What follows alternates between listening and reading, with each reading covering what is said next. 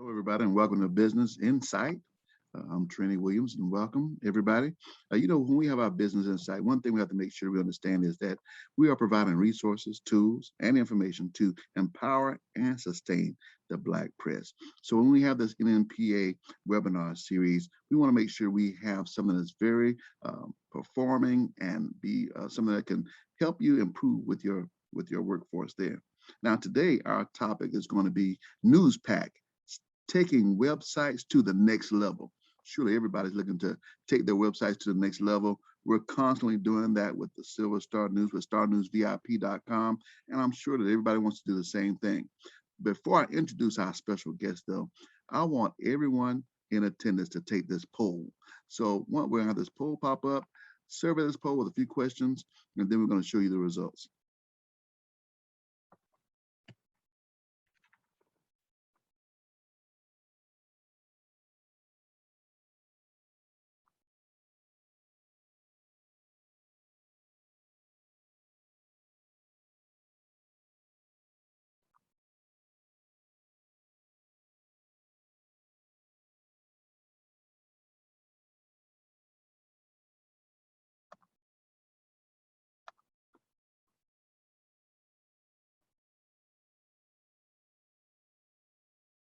All right, getting to know the audience. We see those results there in regards to business matters and print and digital, as well as our other answer at the bottom about the trend that we have. So a friend that we have. So let's check this out. We're going to go ahead and get started on today with our presentation for Business Insight. Let me introduce you to one great person that's going to help us with some great information today. His name is Kenzie Wilson. He is a leading digital news executive. He has held top editorial and business positions at the New York Times, NPR, and USA Today, and played a key role in the digital transformation of their businesses, including innovations such as NPR One and the Times Breakout podcast, The Daily.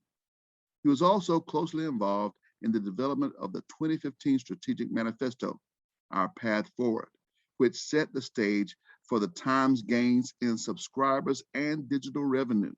Wilson is currently head of NewsPack, a technology initiative funded by Google and WordPress.com. He founded to help small and medium-sized news organizations address their technology needs and find a path to financial sustainability. To date, more than 100 sites have launched on the platform, including a few with the NNPA. And Wilson is a member of the Board of Visitors of the Knight Journalism Fellowship at Stanford University. He sits on the board of the Berkshire Eagle in Eastern Massachusetts, and he lives in the Boston area. So let me welcome you to the platform. Kenzie, how are you doing today? Doing well, Trini. Thanks very much. Really appreciate it. And thank you, Sonny, for inviting me to the forum. I'm happy to dive in and get started. You tell me how you want to proceed. I'll tell you what, we are ready and anxious to see what you have to present. So if you can go ahead and start presenting those things to us. And then after that, we're going to go ahead and start with some Q&A and get some information from you so we can know how we can use what you have to enhance our operation. Great. All righty. I've got a slide deck to go through, probably about 20 minutes worth of comments. I actually was going to start with a bit of a glossary. It's simply because there's so much terminology around in this whole field. NewsPack is a service or a product that I'll walk you through and talk about today. It is actually hosted on WordPress.com, which hosts millions of websites. WordPress.com is part of Automatic, which is the parent company of WordPress.com and NewsPack. And the founder of Automatic, Matt Mullenweg, is the individual who created WordPress, which is an open source software that he developed when he was 19 years old. He's now in his mid-30s. It powers more than a third of the websites in the world. So it's become incredibly pervasive. The open source part of it, it can be used. It doesn't have to be hosted on our platform. It can be hosted virtually anywhere you want in the world. So that gives you a sense of sort of how these things play with each other. This is taken from this is a screen grab of a piece that I wrote that appeared on the Pointer website earlier this month, in which I sort of looked back and reflected a bit on the 2 years or so that we've been up and operating, and made some observations about what I see going on in the news space. You know, and I thought I'd spend a little bit of time describing how NewsPack came about. I've been involved now in too many years to count, 25 plus years in digital since 1995, when the web really sort of first came onto the scene. I went from being a boots on the ground reporter to running a team of both editors and digital journalists and developers at a publication called Congressional Quarterly, an independent publisher that covers Congress, before going on to USA Today and the other publications that Trenny mentioned. And throughout that period, part of what I've seen is just how much small and medium-sized publications struggle with their technology needs. News is hard enough these days without having to wrestle tech to the ground as part of the equation. And so what we were setting out to do was to specifically address the needs of small and medium-sized publishers who are very cost constrained, cost conscious, may not be able to attract the kind of technology talent that it takes to do their own custom setup. You know, what we've seen over time is that if folks do build something on their own, they find that it's hard to maintain over time, and it tends to degrade, and that it doesn't serve ultimately the editorial or the business needs that they have. So we did a survey at the before we launched the project, actually, or at the very beginning, and discovered that about 70% of the target sites that we were going after were already on WordPress. And what it points to is that WordPress as open source technology is both a blessing and a curse. The blessing is anybody can develop for the platform. And so there are about 50,000 plus plugins, discrete features that can be added to the core platform that people unassociated with Automatic have developed over the years. What it means is it has enormous flexibility and power when you've got that many people developing for the platform. But the curse part of it is it can be incredibly difficult to figure out which plugin is suitable for your needs. Is it safe? Is it secure? Is it still supported? Does it play well with the other plugins that you need on your site? And because media is complex, what we've seen is that sites tend to load a lot of plugins, and then if they get the site running right, they're scared to death to change anything. And it's hard to maintain because they live in fear of breaking something. So what we wanted to do was essentially to put together a package that made sense for the news business in the digital space. And we have described it at various times as an opinionated platform, which is to say that we're not a custom development agency. We're, you know, if you want to do something like that, you can go to a 10up or an Alley Interactive, and you'll pay them high 5, low 6 figures to develop your website, and money beyond that to maintain it if you have very exacting specifications and want it done a certain way. What we wanted to do was sort of take what we understood to be the best practices within the industry, editorial best practices and business best practices, and steer folks in that direction and provide a balance of simplicity and flexibility. Unlike some proprietary systems, this isn't one that locks you down to doing business in one particular way.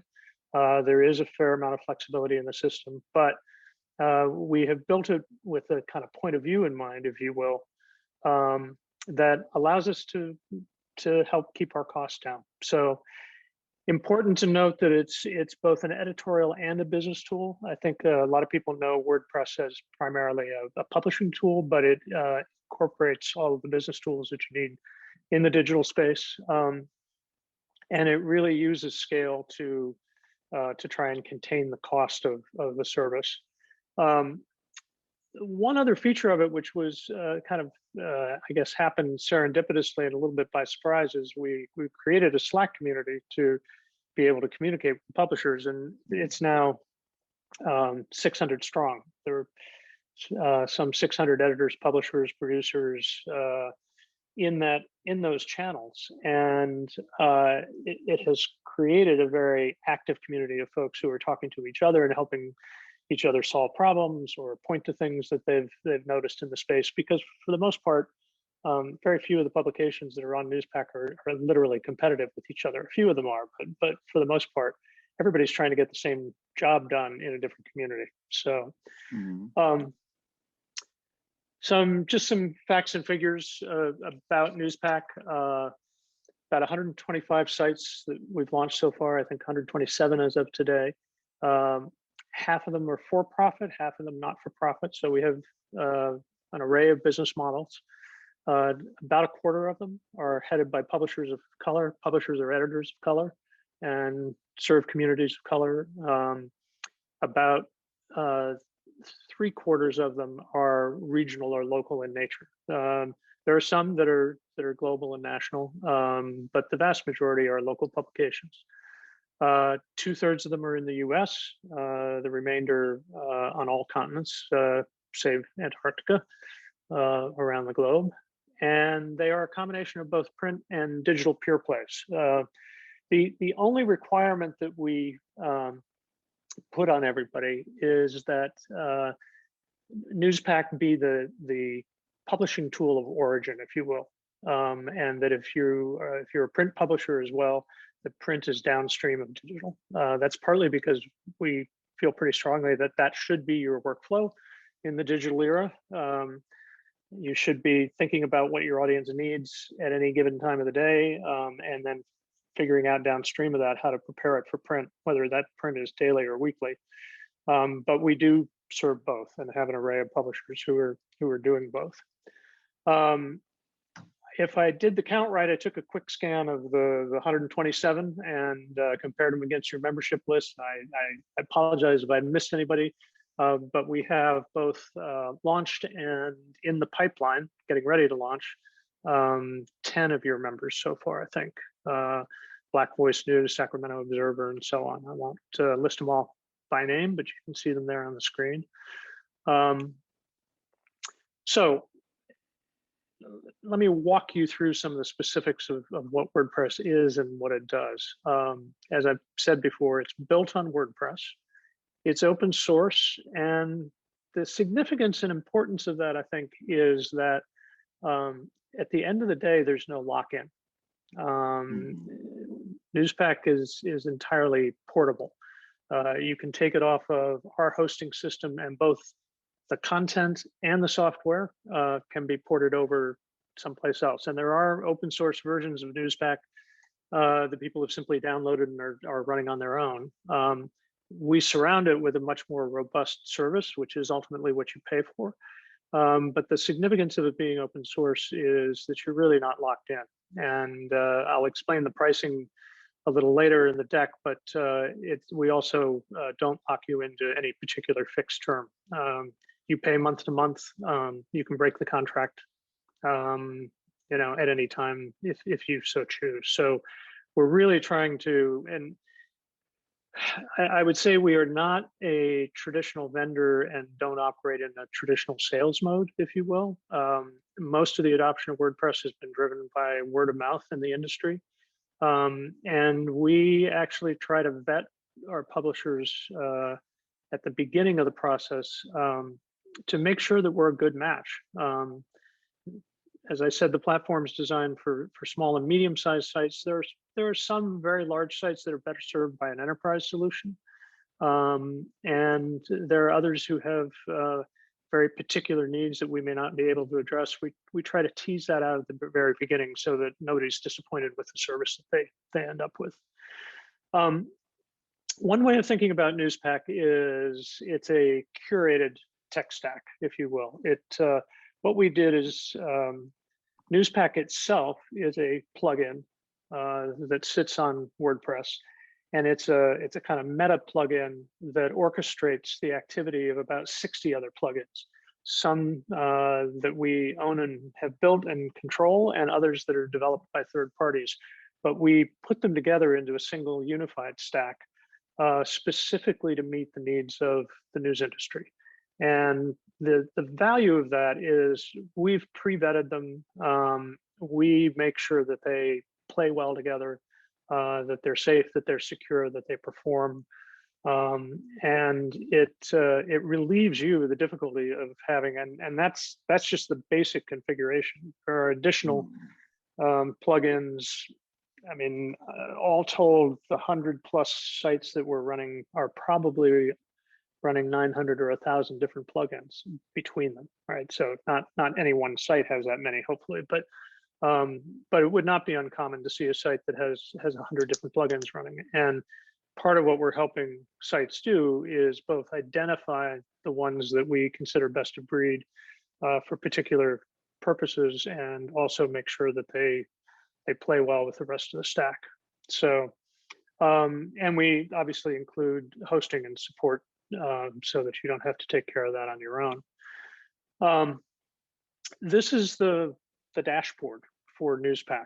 And as you can see, it encompasses a wide variety of functions. So beginning with site design, but including key revenue attributes, reader revenue, so memberships, paywalled content, subscription, donation, advertising, obviously, and then a variety of other tools that allow you to distribute your content, engage your audience, and so forth. One that I would single out is what we have labeled campaigns. Another way of thinking about campaigns is it's essentially what it does is it manages all the non-editorial content that you might want to display on your website. So these are the calls to actions, the pop-ups on many sites that urge you to subscribe to a newsletter, or to subscribe to the publication if it's paywalled, or to register for the site. So you might see it as something that comes up from the bottom, or as you start to leave the site appears as an interstitial in the middle, or even we have inline messaging that will fall between paragraphs in a story. It depends on what the function is. But this is an example of one of the tools that would be very, very difficult to build on your own, or even if you went to an agency to have an agency build for you. Mm-hmm. What we do is we track a variety of information in real time: how frequently you visited the site, where you came from, whether you're a newsletter subscriber, whether you've paid or subscribed before, and we can customize the messages in real time depending on the profile of the individual.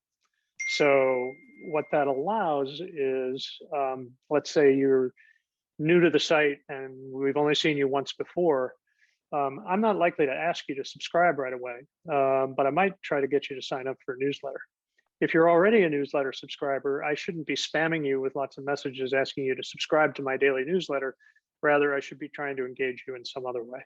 And so this becomes a very, very powerful tool to help drive audience engagement. This is when I was at the New York Times from 2015 to 2018, we were in the midst of building this capability, but it didn't exist at that point. And so it's an example of the kind of power that we can deliver that typically is in the province of large news sites, but has not been available in the past to smaller sites. When it comes to site design, one of the things we do is we will migrate your site essentially free of charge. We ask people to make a 1-month down payment in case we get midway through this and for whatever reason you decide to go a different direction, in which case that's non-refundable. If you do stay with us and you ultimately launch, the the prepayment is applied to your first month's fees. So in effect, the migration, which is typically if you went to an agency and asked them to migrate your site to a WordPress installation, you'd be paying somewhere between 20, 50, maybe even $70,000 to do that migration. So this is a big upfront value that comes with the platform. It's a bet on our part that if we do our jobs right, you're not going to churn and leave us after a year because we won't recoup the money we invested in your migration, if that's the case. But it allows us to work together in the early going and really understand what your editorial and your business needs are, and to work through any design issues if you're redesigning your site. We are not a custom design shop. We have a series of 6 what are in WordPress parlance called themes, but these are, if you are familiar with WordPress, these are not the old style themes that basically required a developer to go in and rewrite the code if you wanted to change the look and feel of the site. This is built on a new technology, and you can pretty much design your site any way you want. I mean, the theme was built with the needs of news sites in mind, but the actual sort of layout and branding and presentation is extremely flexible. What you get with the theme that isn't always visible in the images is sort of enormous power behind it to decide how to automate the stories that are posted. How many are going to display in a particular column? Do they have a byline? Do they have a thumbnail photograph next to it? Do you want an excerpt of the story or just the headline? All of that can be set. Remarkably, I mean, even somebody like me who isn't in and out of the tools every day and playing with this constantly, I can put together a new homepage or a new landing page in probably the space of a half an hour. It used to be if you were doing, say, your election pages, you would go to a developer and pay them a contract fee, or maybe you had somebody on staff who was a WordPress developer and they'd work for a couple of days to come up with the new landing page. Now this is all sort of at your disposal. So it makes it very easy to deal with different sorts of news needs. So to go in a little further into the weeds, so obviously you get a completely configured publishing system for editing and distributing your content. It has pretty robust layout and design tools. It's built on something called Gutenberg, which is the easiest way to think about it is it's a series of blocks. A paragraph is a block, a photograph is a block, a pull quote is a block, a tweet is a block. And Lego-like, I can build and arrange the blocks on my story pages or my homepage with just about the same kind of ease that you would put together a Lego set. So it makes it extremely modular and very, very flexible. We had built a newsletter tool. So a lot of news sites use MailChimp. Others use Constant Contact or a variety of other mail systems that are out there. But we built a tool that essentially allows you to build your newsletter within NewsPack itself. You can pull in content that you've already published. You can author directly in the tool. So it allows you to speed the whole thing. So you're not doing a bunch of cutting and pasting and jumping between your CMS on the one hand and your newsletter tool on the other. You can select your newsletter list that you're going to send to. So if, let's say you have a daily newsletter list and a weekly cooking list, or a different feature newsletter, you can select the list from within WordPress and then do a test send and then actually send from WordPress. You do the administrative stuff in MailChimp the way you always have, but you don't have to get in and out of the tool constantly to actually publish it. So it's a big time saver.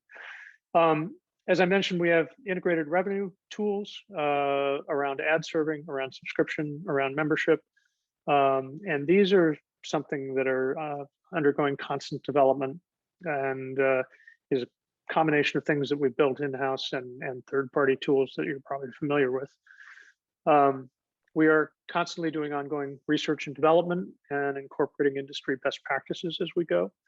One of the things about this is not a fully matured platform, if you will, and probably never will be. The way we built Newspack is we recruited a group of a dozen publishers and worked with them for 9 months to understand what their needs were and built out the first version of the platform. But I've got a team of developers who are working every day and pushing code every week. And so there are constant innovations going into it. And we're constantly hearing from the publishers on the platform what their needs are and what they would like to see. So it's a dynamic environment.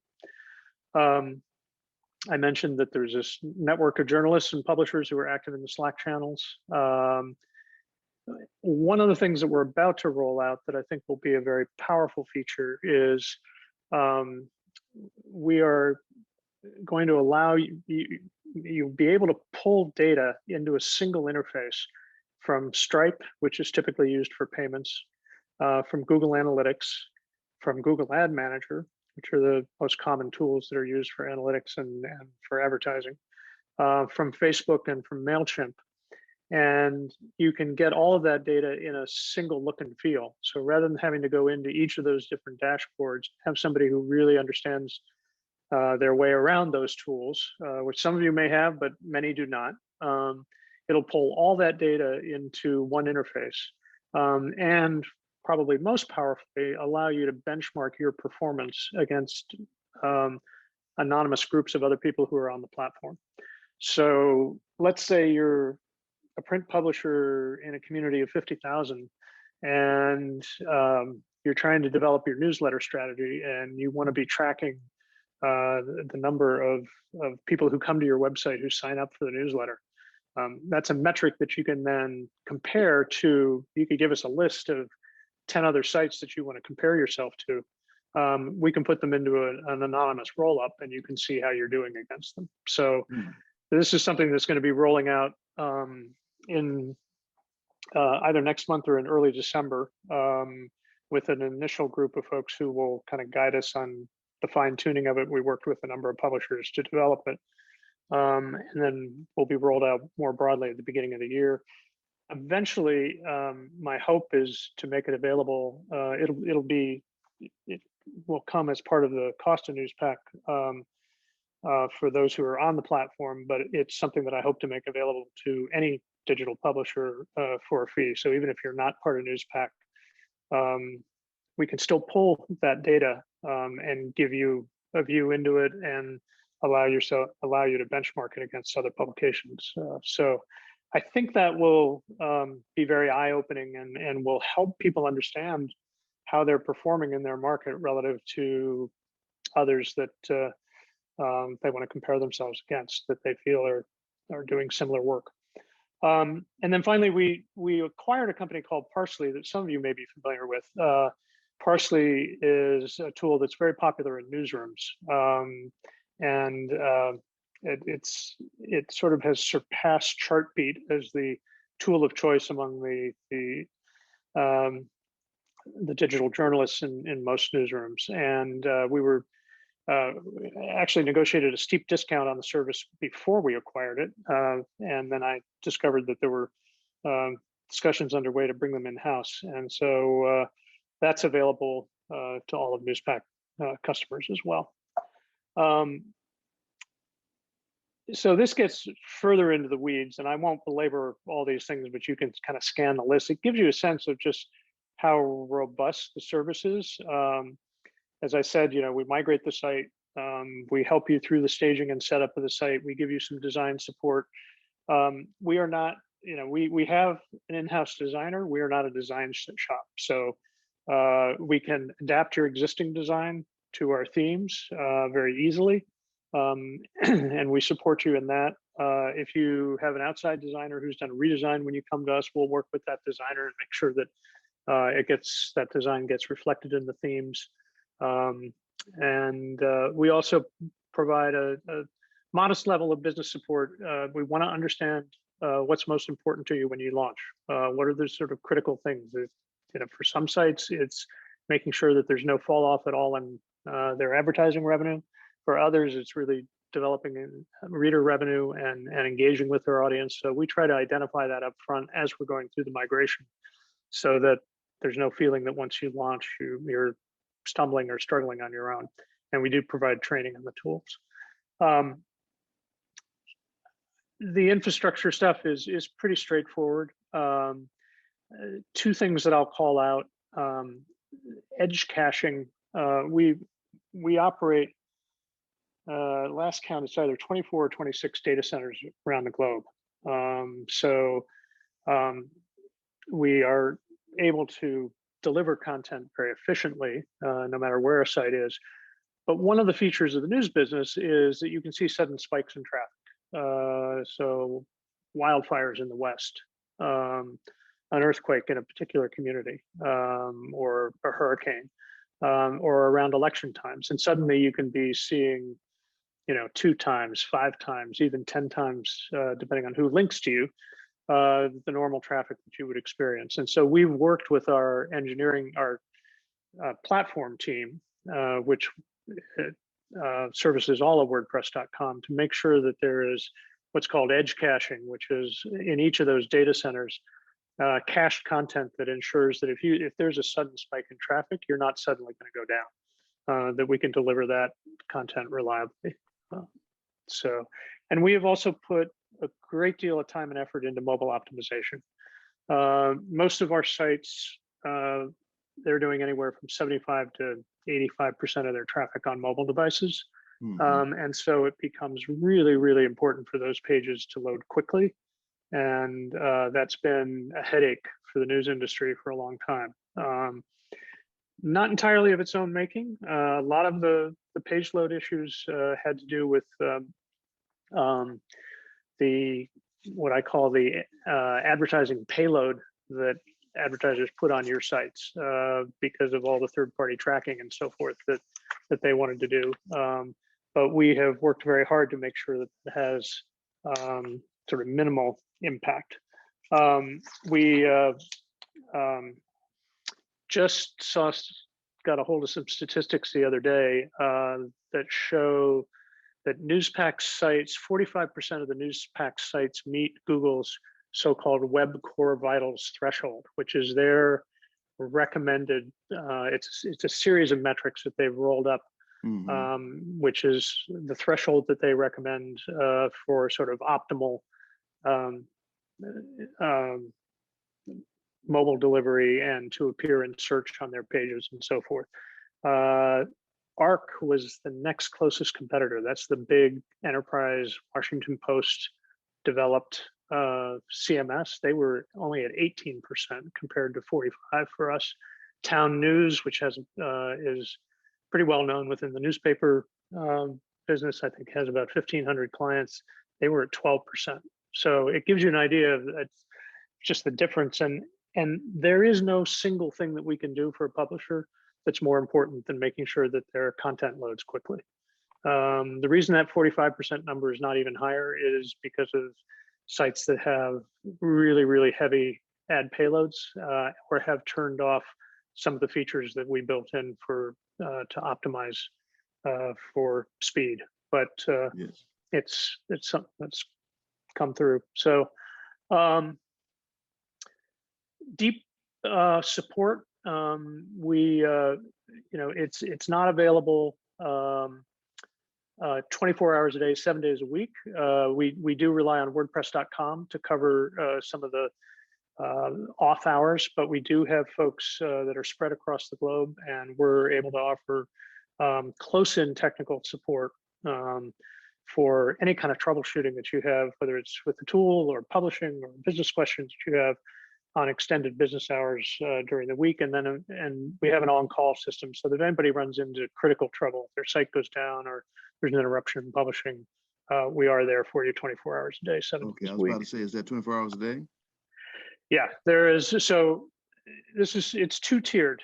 The Newspack team itself is available 5 days a week on call on the weekends for any critical issues. But then the WordPress.com support team, which is 7 by 24, it's 300 people strong. Right. They're available for any problems that come up on off hours. Great. What we found is the one thing we tell people is don't be making technical changes to your site in the middle of the night or on the weekends, because that's when you're likely to break something. And you do want one of our team members available if you load an extra plugin and which you're able to do. I mean, we give the publishers a fair amount of freedom to do that, but that's the one sort of rule of thumb that we've given folks, and it has worked very well. And we have an SLA around site outages and so forth, and have not had issues with that. So I realize I'm probably going long here, Trenny. I'll be quick here. I mean, yes, we do have a few questions, but yes, if you could conclude on whatever you have, and then we can answer some of these questions for the audience as well. Okay. At the end of the day, what we're really trying to demonstrate is that we can make a difference to your business, both on the editorial side and on the business side. We've improved page load times for our publishers anywhere from 40 to 70%. These are some examples. I'll leave you with these slides. They are anecdotal in part because different publishers are trying to achieve different things at different times, and everybody was coming through the pandemic, so there aren't big headline numbers beyond page load speed that I can say, oh, we increased traffic for everybody. Well, the pandemic did that, to be sure, but these are some examples and some call outs from surveys that we've done with customers. I'll let you, if folks who are interested, these are some testimonials that we've gotten from folks. I mean, the bottom line is for those who are familiar with it, we have an NPS score of 52, which is quite good for a service of this kind. People have given us high marks, and I think it's why we've been able to continue to get folks on the platform via word of mouth. And then finally, the cost is geared to revenue. The general rule of thumb that I've been using is that we want to try and keep the cost of technology and service somewhere in the 2%, 3%, 4% range. So we have pegged the cost to the revenue that your publication is bringing in. An important footnote on this is that it is publication revenue. It's not just website revenue. So it's combined print and digital for those who have both. And the reason we do that is because everybody allocates their digital revenue in different ways, and we don't want to get into arguments about what you're attributing to digital versus what you're attributing to print, particularly on the advertising side and things like that. So it's based on total pub revenue, but it is some of the benchmarks that we've done. We're delivering anywhere from 65 to 150,000 a year in value. If you take all these services and you were to sort of break them out and say, okay, if I had to hire either an agency or an enterprise group to do this for me, or use another services tools, what would it cost me to get that? So, and it's part of the reason that we started with money that we raised from Google and Lenfest and Knight, is to give us some runway so that we could keep the price down and get to scale, and eventually break even. But we needed some upfront cash to be able to do that. Otherwise, we would have had to set the price too high. So we've used those subsidies to keep the price down and get a lot of people on the platform and go from there. So I will wrap it there. Great information, Kinsey, and a whole lot, I guess, for people to understand as well. We do have a few questions that we have already on the platform. Let me present those to you, and then if anyone else, if you have any questions, be sure to post those in the chat so we can have those questions answered during this time for Business Insight. One of the things was being asked, Sonny asked if you could talk about some of the revenue tools and how some of the publishers on Newspack have created a new source of revenue. Yeah, I'll use the example of the Asia Times, which is maybe not entirely, as a publication, it's not typical of the local publications that we have, but they were entirely advertising dependent when they launched with Newspack. And by using our campaigns tool and by essentially they were able to gate some of their content and create a premium offering and create a subscription offer for their customers. They were a digital pure play. They had no print publication, so they didn't have a prior subscription arrangement.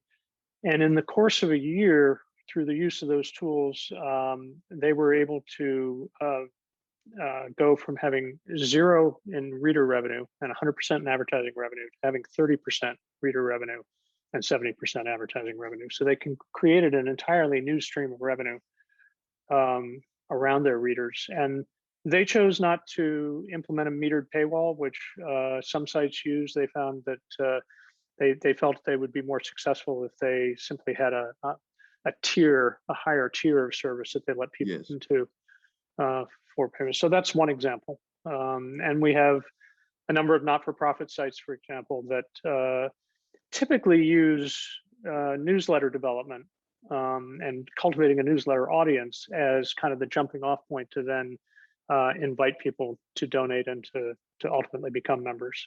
Yes. And some choose to gate their content and some not.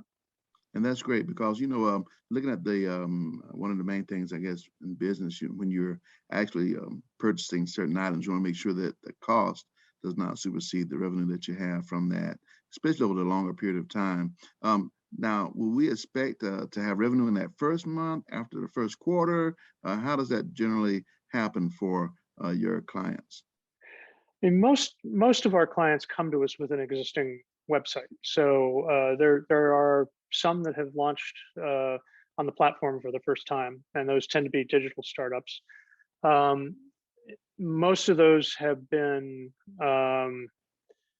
not-for-profits that had some kind of foundation backing or something like that. Okay. So they had some cash to work with, but right out of the gate, I mean, it's the way to think about it, I guess, is think of the user journey as a funnel, right? And at the top of the funnel are your drive-bys, and then you get them a little more engaged, and maybe they're newsletter subscribers, and it works it down. Well, it's also true of the development of the website. Yes. And what we try to do with folks is say, well, do you have healthy traffic or not? If not, that's probably the first thing we really want to work on with you, and make sure that the site's optimized for SEO and that it's getting distributed through social channels and so forth. Yes. If you've already got that, but you haven't been able to convert those folks either to registered users or newsletter subscribers, then we'll concentrate on those tools, and then ultimately work down, the stack. Advertising, obviously, there's always, with any migration from one platform to another or any kind of redesign, you sometimes see a dip in traffic, and so we try to be very, very attentive to whatever your prior ad performance was. And we are in the process now of building out, in addition to using the tools that are out there, we're building out a recommended ad stack that will include header bidding. So if you're familiar with it, if you're doing programmatic in addition to direct sold, header bidding allows for real-time bidding between, in that sort of marketplace of advertisers who want to get to your audience, and generally can give you about a 20% increase in that programmatic ad revenue. So that'll be rolling out in January. That's pretty good as well. Yeah. We have another question here, and it says, this is from Dana Peck, and she's asking, how would you explain the benefits of our advertising team with respect to SEO and site traffic? The sites are all optimized for search engine traffic, and I would say SEO is one component, but probably just as important or even more important these days is the page load speed that I talked about. I mean, Google's Web Core Vitals goes into their decision as to where to rank sites. In other words, your page speed is one of the big factors they look at in whether or not they serve your links up in response to search. Because they think it's a bad experience for their search users to hit a site that takes 5 or 10 seconds to load. So we work on both of those. And then we are also in the process of putting together a playbook around direct sold and some recommended packages, because the hard truth about media is that digital advertising is increasingly going to the platforms and not to news media, and is in many places in decline. We think nonetheless there are ways to optimize the advertising opportunity, and in particular around direct sold advertising in your community, to create a package that has value that goes beyond what a merchant in your town is going to get from Facebook or Google. So Right. the goal is ultimately to put both tools and a playbook in your hand that will allow you to, if you have a sales team in the local market, to optimize around direct sold and then backfill the rest with programmatic. Mm-hmm. It does make sense. You know, you have a concentrated audience through our publications, which you have in Google and all these other places, which helps everybody, you know, to have that advantage and to actually have their websites and their platforms and have these plugins. Now, this is another question that I have for myself, just so people can understand more. What is a plugin? I mean, a plugin is nothing more than a feature, if you will. So SEO is a plugin. There's a company called Yoast, which makes the most popular SEO plugin. And really what they've done is they've developed technology that attaches to core WordPress that makes it easy from within the WordPress interface to optimize your pages for SEO. Right. So that's an example of a plugin. There are other more elaborate ones.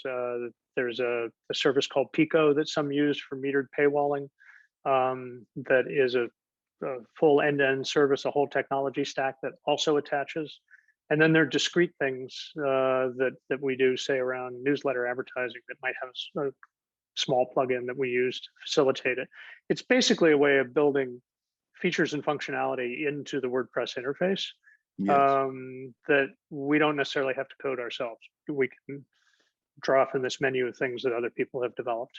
So. Right. I know every website, I'm sure, has a lot of plugins, and this is one of those questions that I guess in regards to everybody understanding the technology that I wanted to throw out there so people can understand more about what Newspack has to offer for them. And this has been some great information, Kenzie. I'm glad you're able to come out and spend this time with us on today. And surely we would like to have some contact information from you to actually share as well, so that anyone here can get in touch with you and share with our other fellow publishers as well. Do you have any contact information for us? I do. I will put this back up on the screen.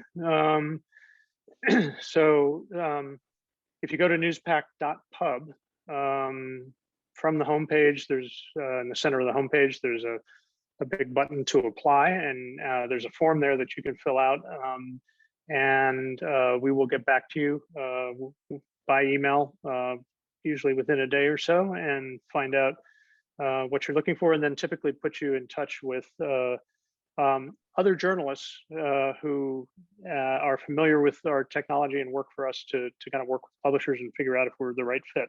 So you're not going to be talking to a sales rep or a vendor. You'll be talking to fellow journalists who have spent a lot of time in the digital space and can go into any of the details that I didn't cover here. You can also email me directly if you have other questions. My email is at the bottom of that slide. Joan Brady is the one who handles most of the incoming inquiries that we get, and can put you in touch with anybody on our team to get a full briefing. And we do demos on a weekly basis. She can arrange to get you into one of those demos. And we also do, for those who want to, we do technical deep dives that our lead engineer attends, so that if people really want to get under the covers and have some very specific questions. And do you have to be a part of do you have to be one of your clients to be a part of your Slack? You do. That's one of the benefits of being on Newspack. Yeah. That's great. That's great. And also we have that information also in chat for everyone. If you want to actually copy that, you can screenshot what's there right now. You can also get it in the chat, the information on how to get in touch with Kenzie and this phenomenal Newspack program. Now remember, the recording for this Business Insight will be placed on the NNPA Fund website on Monday. So anyone wants to view that, review it again and get some more information, you can get that from you. You can actually share it with your with your staff as well to get some great information. I think it's very good to have that as well. And that could be one of those development tools you can use to help people understand more what we can use to build and grow and become better news suppliers on the web. One other thing that I want to mention is for us to make sure that we remember upcoming events that we have for our audience. So if we can pull that up and we can look at those things that we have coming, because we have some more Business Insight webinars lined up. And so we see the remainder of those in November 18th, using Google to improve team efficiency. Also December 2nd, branded content, adding new clients and new dollars. This is a great time to gain some information. I don't know about everybody else, but I always gain some great information from being here on Business Insight, not just as the host, but as listening as well, to get some very valuable information that we can use within our organizations. Again, Kinsey, thank you so very, very much for being a part of our Business Insight today. Hopefully we have some people that will be contacting you as well to get some good, valuable information. And we're looking forward to hearing more from you maybe in the future as we develop some more things to come. Okay, and thank you, Trenny, and thank you, Sunny. And please feel free to reach out. We're also happy to